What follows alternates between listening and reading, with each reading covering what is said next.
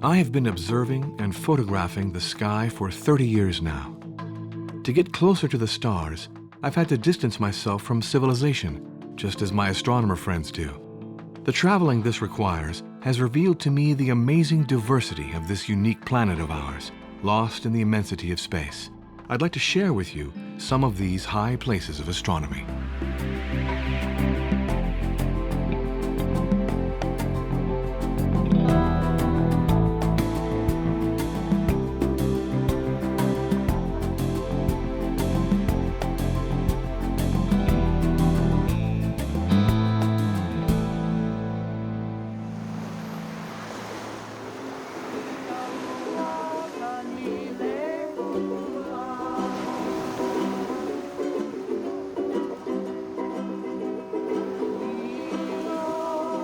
The Hawaiian archipelago, lost in the middle of the North Pacific, is a paradise for astronomers. Mauna Kea volcano on the Big Island is home to the largest astronomical observatory in the Northern Hemisphere. This is a truly magnificent vantage point from which astronomers are able to scan the celestial sphere to the furthest confines of the cosmos. By studying dark matter and energy, scientists today are attempting to reveal the hidden and mysterious face of the universe.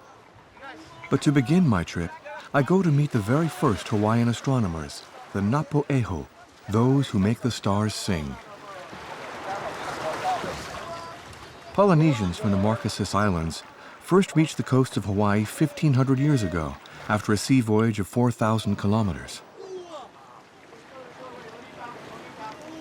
With no compass nor any other navigation instruments, they navigated using the stars.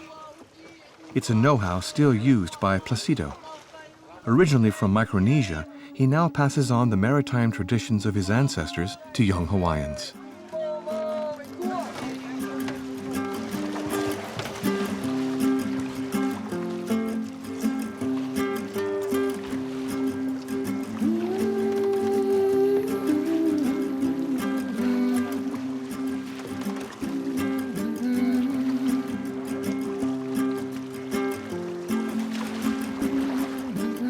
Comment les anciens Polynésiens ont réussi à naviguer pratiquement dans tout l'océan Pacifique, qui est immense, et ont réussi donc à explorer toutes ces îles extrêmement éloignées les unes des autres.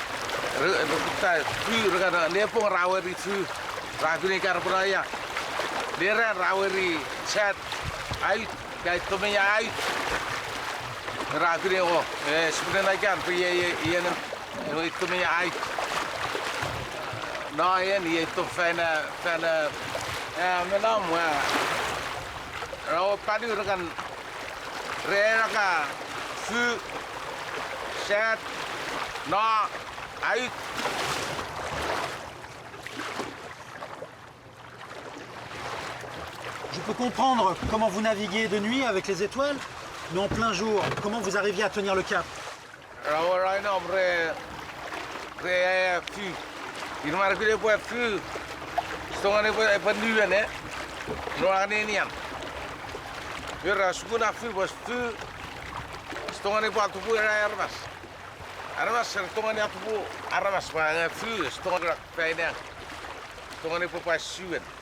Comment vous avez appris à naviguer sur ces pirogues traditionnelles?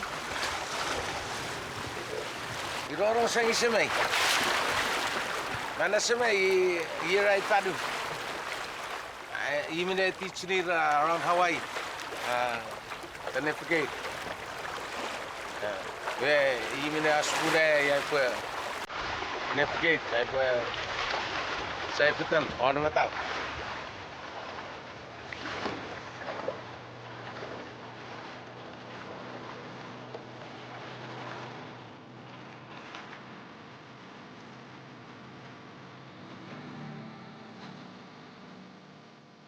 For the Polynesians, the sky is the mirror of the ocean, home to the spirit of the creatures which live in the depths of the ocean.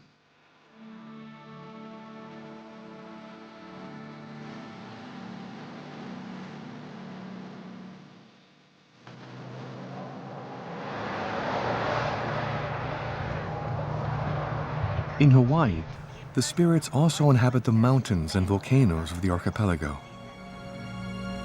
Mauna Kea, Polynesian for White Mountain, is one of these volcanoes, and astronomers from the world over come here to observe the far-flung reaches of the universe. This is where my old friend Jean-Charles Cuillandre works, at an altitude of 4,200 meters. He's a world-renowned expert on astronomical imaging. He's been working for the last 15 years on the CFHT, the Canada-France-Hawaii telescope. C'est incroyable ce paysage. On a l'impression d'être sur une île au-dessus des nuages. C'est absolument magnifique. Pourquoi tous les astronomes du monde, pratiquement, ont envie de venir ici, sur le Mauna Kea? Parce qu'on est le coin de la Terre le plus isolé. Hawaï, c'est perdu au milieu de l'océan. Au milieu du Pacifique, oui. Au milieu du Pacifique. Et donc les masses d'air qui passent au-dessus de notre tête sont stabilisées à travers les milliers et milliers de kilomètres qu'elles ont passé au-dessus de l'océan. Et donc on peut observer l'univers à travers un air très stable. Et ça nous donne une stabilité d'image exceptionnelle qui fait du Mauna Kea le meilleur site d'observation au monde pour ce créneau particulier. Et puis, comme on est à haute altitude, il y a la couche d'inversion qui nous entoure, donc on la voit, elle est associée avec cette mer de nuages qu'on voit un peu plus bas. D'accord. Et donc l'avantage de cette couche de nuages, c'est que d'une part, elle bloque tout ce qui est poussière, etc., qui pourrait monter. Donc on reste toujours dans une transparence absolument unique. On le sent ici, juste à te parler, à regarder. Je te vois avec autant de transparence que je vois cette montagne qui est là-bas à des dizaines de kilomètres. C'est incroyable. Et également, ça bloque toute lumière qui pourrait provenir des villes principales. Et donc on est vraiment dans un site très très obscur qui est propice à l'observation astronomique. These exceptional conditions for observing the night sky make Mauna Kea an ideal site for giant telescopes. These two, known as the Keck twins, are among the largest optical telescopes in the world. With their 10-meter diameter mirrors, they can observe galaxies over 12 billion light-years from Earth, picking up light emitted at around the time of the birth of the universe. But for the moment, it's a star much closer to us that's attracting the attention of tourists and astronomers alike.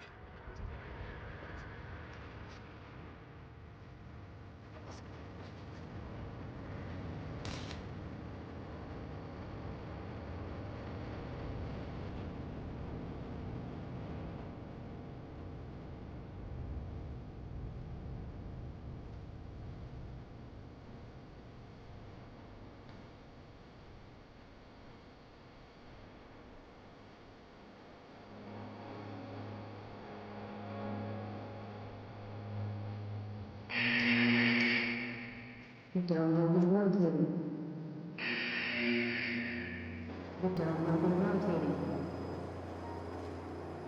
ciel est clair. Oui, là c'est éclairci par rapport à ce matin, ça c'est bien. Built almost 40 years ago, the CFHT is a bit of an antique now. Its mirror, with a diameter of 3.6 meters, can only observe heavenly bodies up to 7 billion light-years away. But whereas the new generation telescopes only scan precise spots in the universe the size of a pinhead, the CFHT, with its 340 million pixel megacam, can sweep much larger regions of space. In these vast areas, astronomers can study the distribution of galaxies, the better to understand the universe's overall evolution. Là on va être un peu plus à l'aise. Ah, la salle de contrôle. Avec Megacam, les images qu'on prend, l'image individuelle, c'est vraiment ce que tu découvres quand tu es devant ton écran en tant qu'observateur au CFH et qu'on voit comme quelques objets, on a un objet important. Mais vraiment, c'est quand on accumule ce type d'image sur des années et des années que finalement on peut empiler la lumière, enfin, on accumule la lumière et on obtient ce type d'image au final.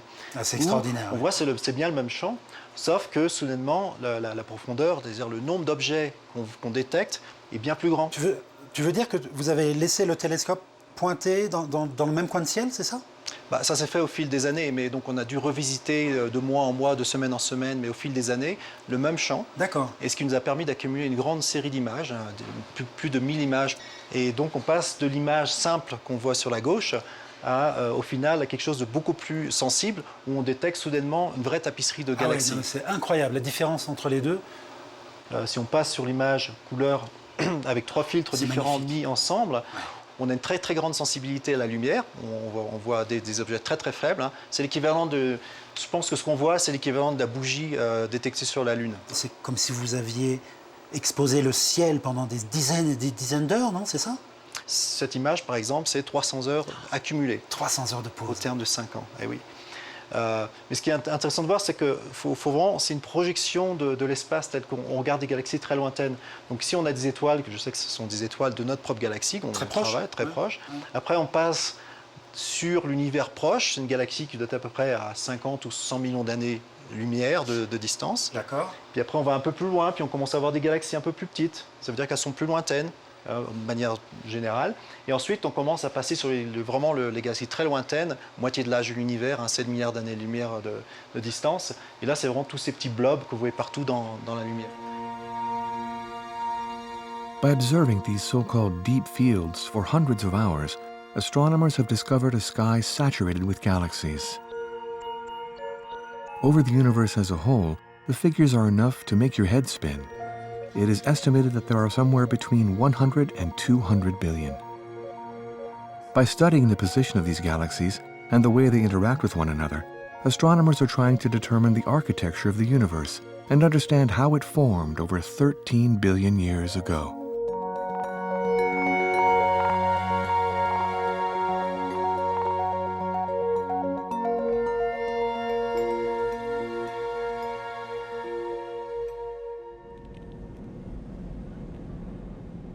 I leave the observatory on Mauna Kea and move on to the neighboring island of Oahu, which is where Hélène Courtois, a French cosmologist, works. She and her team have just finished the first complete map of our near universe. In her offices at the University of Honolulu, Hélène has a direct link to the telescopes of Mauna Kea.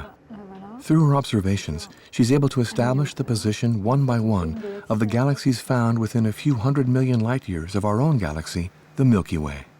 Des galaxies, il y en a des milliards dans l'univers. Vous les observez une à une? Oui, on les observe une à une. Tu en as observé combien des galaxies comme ça?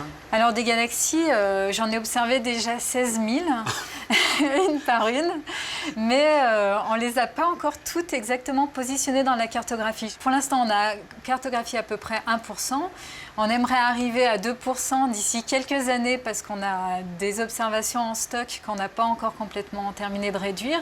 Et puis avec le télescope spatial d'Euclide, vers 2020, on devrait arriver peut-être à la dizaine de pourcents, mais 100% de l'univers, c'est pas imaginable aujourd'hui.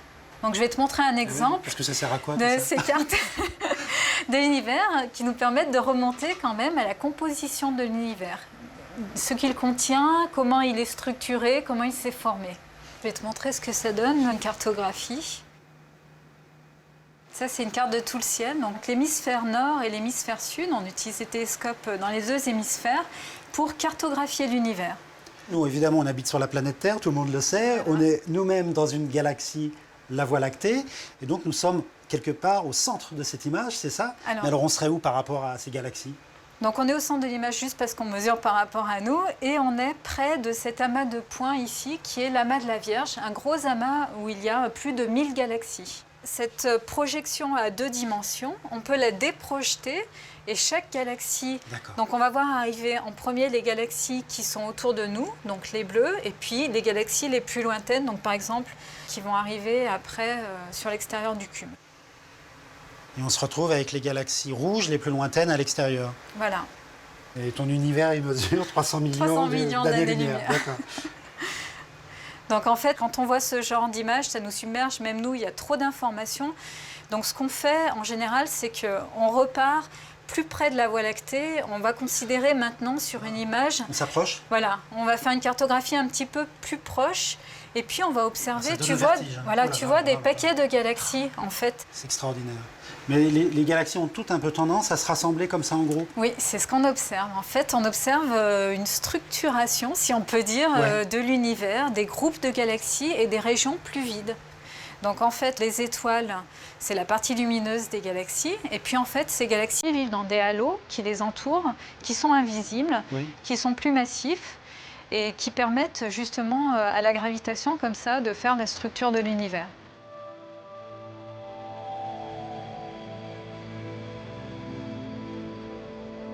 Under the effect of gravity, the galaxies are drawn towards each other, concentrating in certain regions of space, forming clusters and superclusters of galaxies.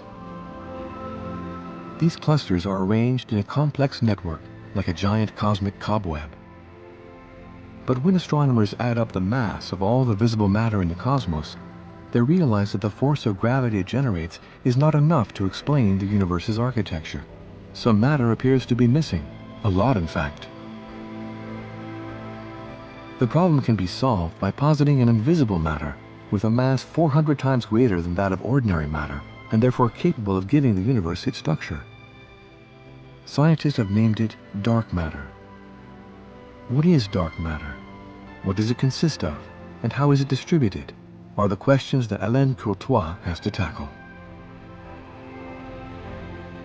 Qu'est-ce que c'est la matière noire? Voilà, alors la matière noire, c'est ce qui n'est pas de la matière ordinaire. C'est-à-dire que ce n'est pas la table, ce n'est pas nous. Ouais. Nous ne sommes pas constitués de matière noire. Nous sommes constitués de baryons.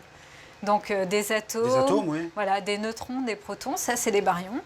Mais la majeure partie de la matière, ou de la masse dans l'univers, si tu veux, c'est de la matière non baryonique, de la matière noire invisible, qui n'interagit pas avec la lumière. C'est pas juste parce que les télescopes sont pas assez puissants pour détecter des halos de gaz, Non, des choses pas comme du ça. tout, ça n'interagit pas avec la lumière. Donc elle n'émet pas de lumière, elle n'absorbe pas de lumière, on peut poser autant de temps qu'on veut pour faire une photographie, on ne l'observera pas.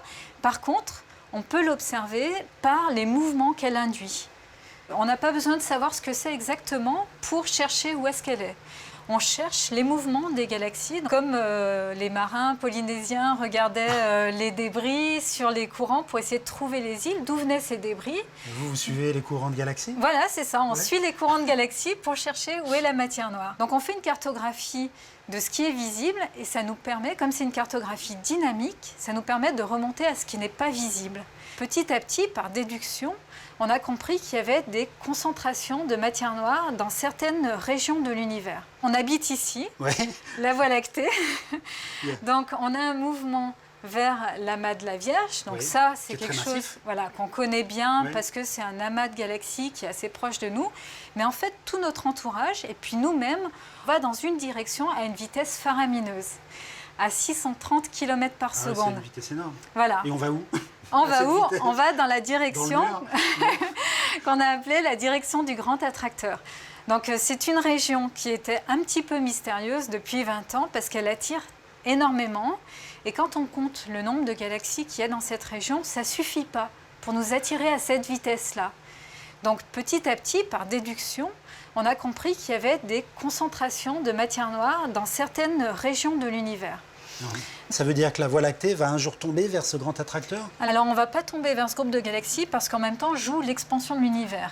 Donc ce sont deux forces, la gravitation et l'expansion, qui jouent en sens inverse. Donc en fait l'expansion qui va très très vite nous éloigne et puis la gravitation a tendance à nous rapprocher. Ouais.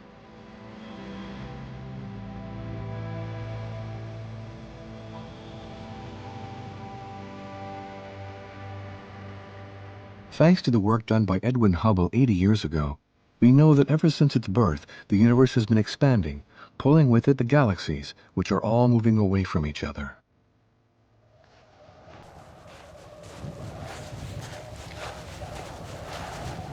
Look at the shadow. But in 1998, researchers working at Mauna Kea Observatory made a discovery that stunned the entire scientific community. While observing supernovas, those dying stars which explode with a brightness 5 billion times that of our own sun, the scientists were able to make a precise measurement of the speed at which the universe is expanding. The results cast doubt on all existing theories, for the expansion of our universe, far from slowing down, is in fact accelerating.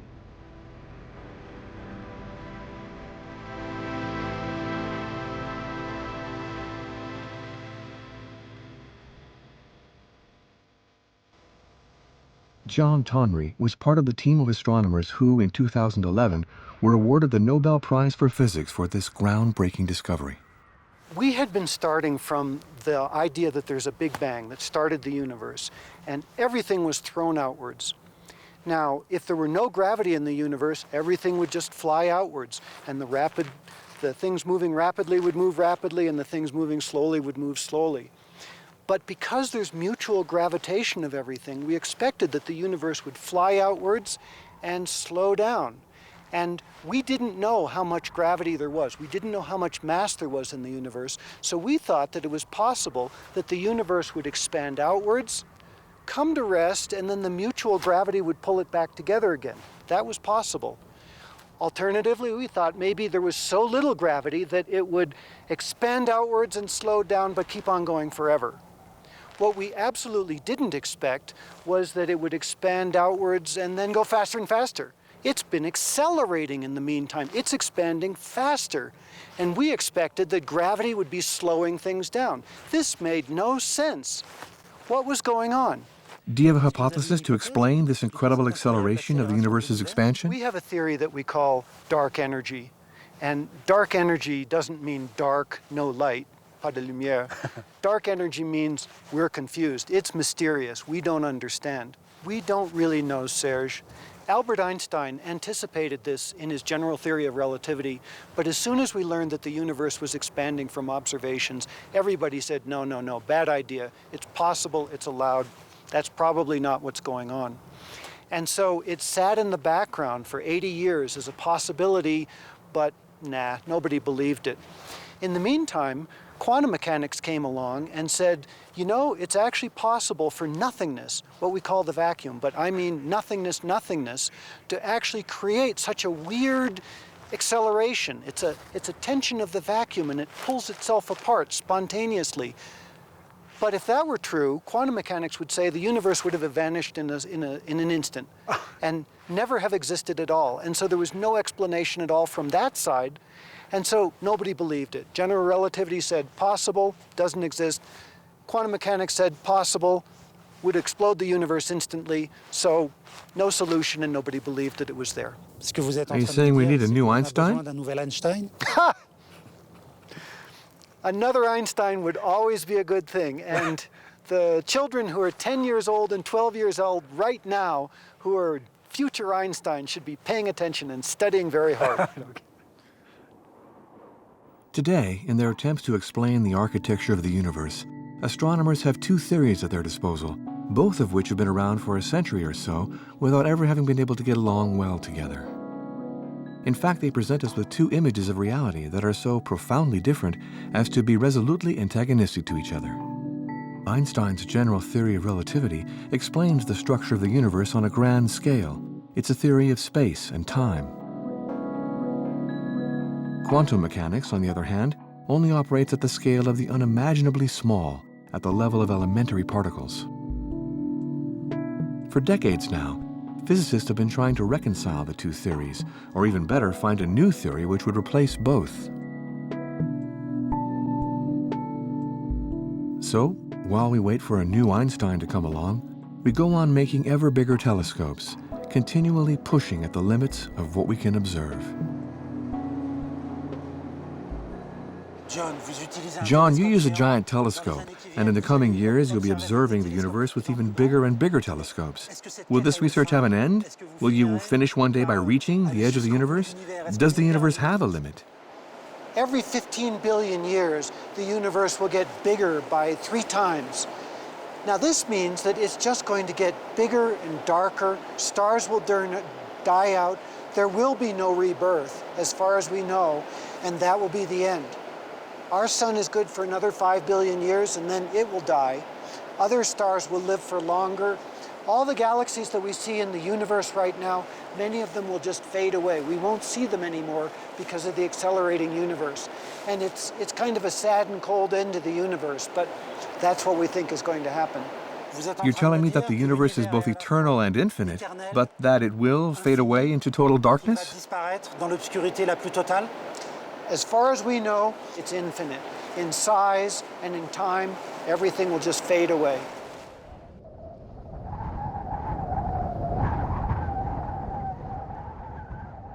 The universe then is made up of 73% of dark energy, 23% of dark matter, and only the remaining 4% of the cosmos is made of ordinary matter, the sort that we know anything about.